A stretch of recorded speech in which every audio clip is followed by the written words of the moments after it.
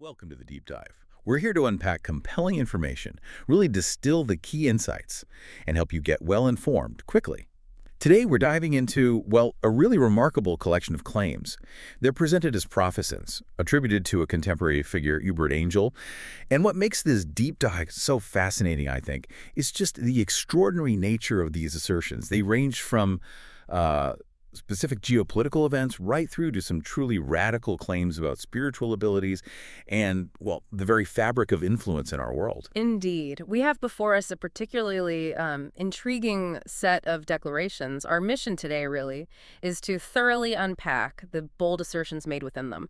We'll look at the claims about where they come from, understand the alleged ways this foresight is supposedly gained, and, consider the profound implications of such extraordinary statements. Right. Get ready, because the insights or maybe the claims from these statements are quite surprising.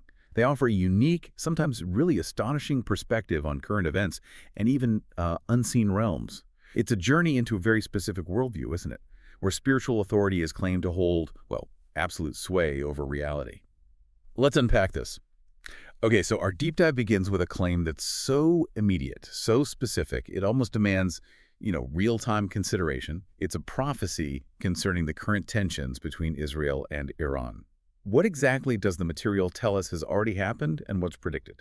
Well, the speaker refers to news about Iran and Israel being at war, specifically mentioning that Iran just last night dropped a lot of bombs in Tel Aviv and even Jerusalem. This action, according to the account, was apparently met with celebration by thousands and thousands of people in an open space in another country. But then the prophecy delivers this absolute, unwavering statement: Israel will not be defeated. Wow. Yeah, it's not presented as like a possibility or a hope. It's framed as a definitive outcome. Okay. And with Israel's victory predicted so definitively, what does the prophecy suggest happens to the attackers, to those who initiated it? It then issues a really stark, almost chilling warning. It states, "If you shall fear for anyone, fear for the attackers of Israel. They are about to see danger like they've never seen in their lives." And then, following that, a specific prediction: wrath shall be poured on Iran by Israel. Wrath poured. Yes. It isn't framed as, a strategic retaliation. It sounds more like a preordained consequence, almost inevitable. That's interesting. And the speaker actually links this impending wrath back to Israel's actions concerning nuclear facilities, right? What's the connection there? That's right. The speaker claims Israel is trying to attack every nuclear plant that they think is a nuclear plant. This is supposedly out of fear that Iran might be developing a nuclear bomb.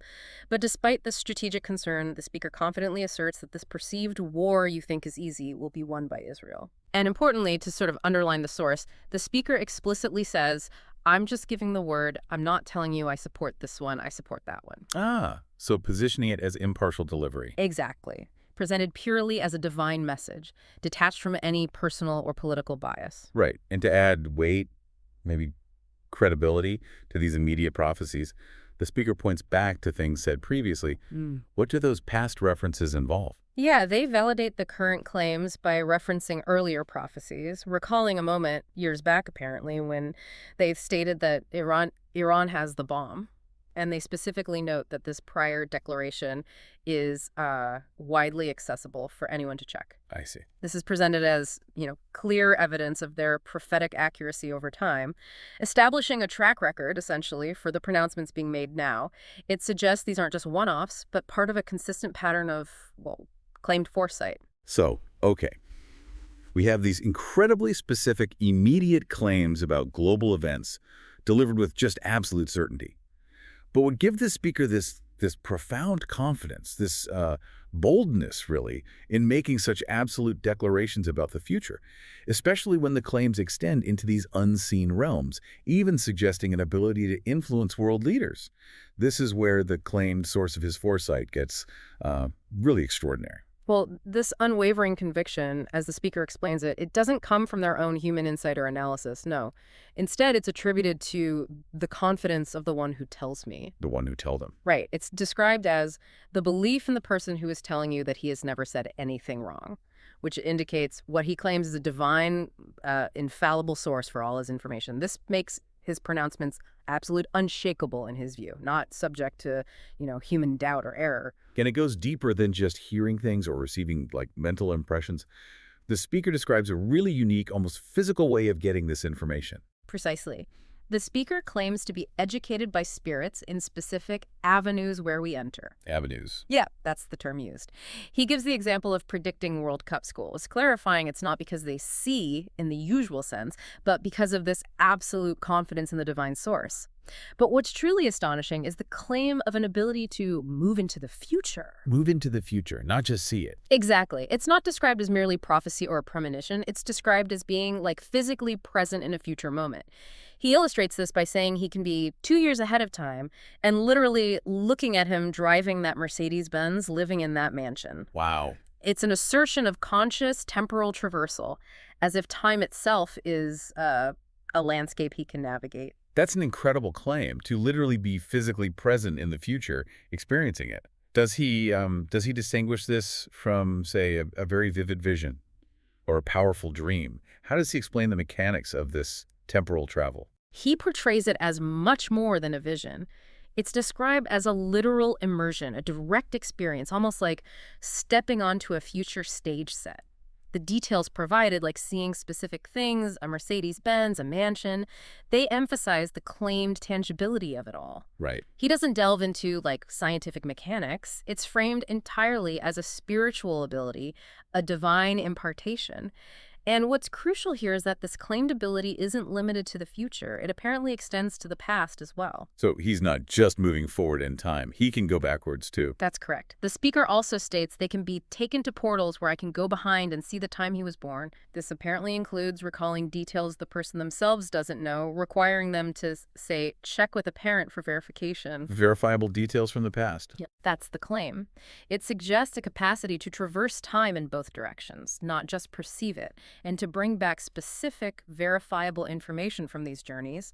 And the speaker repeatedly emphasizes being taught by angels and taught by spirit, highlighting this direct supernatural teaching as the foundation of their knowledge and abilities. It's, well, a system of knowing completely outside our usual understanding. Okay, so beyond this personal foresight and claimed time travel, the speaker describes a powerful spiritual entourage and a profound active level of influence over earthly affairs. What does this elaborate spiritual infrastructure reveal about his claimed role? Well, this is where the claims really broaden out. The speaker asserts, I move with an entourage of angels, military cadets, who apparently clear the environment before I get there. Mm. He even claims that if he's not conscious of it, disaster happens because I'm not conscious of what was going to take place. So his awareness prevents disasters. That's the implication. It suggests an active, protective, even preemptive spiritual team is at work, constantly orchestrating things, removing obstacles, and the speaker's own consciousness plays this crucial, almost preventative role. And this spiritual connection goes from personal protection all the way to geopolitical influence. That seems like quite a leap. It is, absolutely. The speaker claims to attend meetings and other significant gatherings, his words, in the realm of the spirit where meetings are held, junctas of the spirit where they sit and talk. And here he alleges he can listen to their voices as they arrange what will happen in America, what will happen in Zimbabwe. Wow. So he's listening in on spiritual planning sessions for nations. That's the claim. And this is presented as the direct reason why their mouth has been given the access to speak mysteries concerning presidents, implying his pronouncements are just the earthly echo of these high-level heavenly meetings. It suggests a spiritual framework dictating global events from behind the curtain, so to speak. These are extraordinary claims of influence, almost suggesting direct control over global leadership. Is there anything in the material that kind of elaborates on how this dethroning of kings or establishing governance is supposed to actually happen, the mechanism? Well, from their pulpit, the speaker claims this really astonishing level of authority. I can remove some from the same pulpit. I can dethrone kings from the same pulpit. We can establish governments, put presidents in power, prime ministers in positions. The exact mechanism isn't detailed like a step-by-step guide, no, but the implication is clear. These are direct, spiritually sanctioned actions. Okay. A chilling example he gives is stating, your days are numbered to someone, which he claims led to, well, a coffin being set within a year for that person. And he concludes this section by saying God has made them the leader of the prophetic, specifically for ranking prophets, those claiming to be number one, number two, etc. So positioning himself at the top of a hierarchy. Exactly, as the ultimate arbiter and authority in what he presents as the spiritual hierarchy of prophets. So taking all this together, What does it all mean for you, the listener, when you encounter such extraordinary assertions about prophecy, spiritual realms, this claimed ability to traverse time, and the very mechanics of future events and global governance? It's a lot to process, isn't it? This entire body of claims really invites us, I think, to consider deeply the nature of evidence, the boundaries of belief, and maybe the concept of human experience itself. When a speaker claims direct access to future events, past moments, and even these spiritual meetings that are said to dictate geopolitical outcomes, well, it challenges our conventional understanding of how knowledge is acquired and how influence is truly wielded in the world. Yeah. How do you, as someone trying to be well-informed, process such absolute certainty that's derived from sources so unconventional, so, well, otherworldly? It definitely pushes us to examine our own frameworks for understanding what's possible and what constitutes proof. We've definitely taken a deep dive today. We've explored claims of Israel's prophesied victory, Iran's supposed impending wrath, all the way through these incredible, almost fantastical assertions about the prophet's spiritual access to past, present, and future events.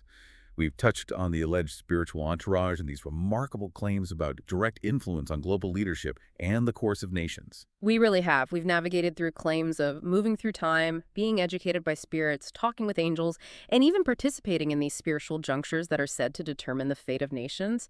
It's been a profound look into a very specific worldview, one that places spiritual authority right at the absolute center of reality, shaping everything from international conflicts to individual destinies. So maybe a final thought for you to mull over as you consider all these claims.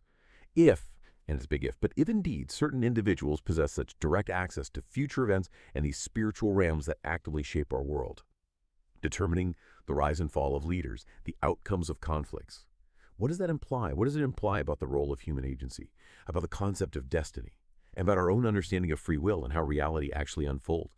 It's a perspective that certainly challenges many of our ingrained assumptions, doesn't it? Thank you for joining.